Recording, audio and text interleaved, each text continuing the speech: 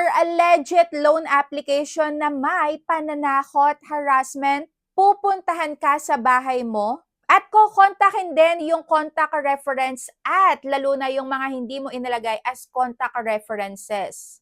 Yes, mga SEC registered and submitting entity, CIC compliant yung mga babanggitin ko, kaya baka may loan kayo sa mga to.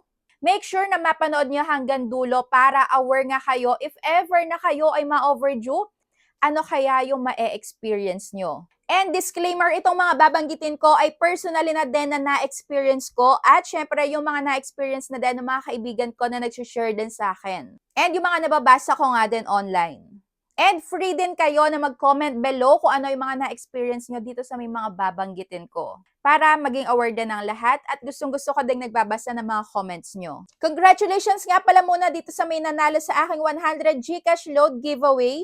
Dahil lagi nga siyang active mag-comment, like, share sa kada upload natin. And kung hindi mo pa nakukuha yung premium mo is comment down below at i-PM mo na ako agad sa FB page ko. At baka ikaw na din yung susunod na mabigyan ko nga ng GCash every weekend yan. Basta lagi ka lang active dito sa may mga ina-upload natin. Going back na nga, ang unang-una kong i-share sa inyo ay walang iba kundi ang lagi din kasama sa may mga compilation ko na legit loan application, SEC registered, CIC compliant. Pero ang hindi nga alam ng iba ay, syempre meron ding negative feedback yung mga users dito at personally ako na rin dahil talagang na-experience ko na ma-overdue dito at grabe yung ginawa ng application na to. Ito nga ang walang iba kundi ang Mr. Cash. Nakakaloka talaga to. Yes, madali itong utangan, madali itong lapitan. Mabilis din ang mag-approve dahil kahit ilang beses ako dito ma-overdue. Pagka tinatry ko na mag-apply ulit sa kanila ay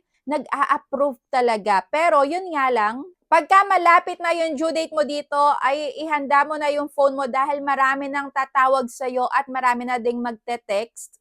Paalala, yes, puro paalala, pero pagka nga na-overdue ka na dito, hindi lang paalala yung mare-receive mo dahil pati yung mga hindi ko nga inilagay as contact reference ay naite-text nila. Pati yung isa kong cellphone nga na pinaglumaan ko dahil doon ako nag-apply ng loan sa kanila, kahit na ibang SIM na yung nakalagay doon ay na-contact pa rin nila.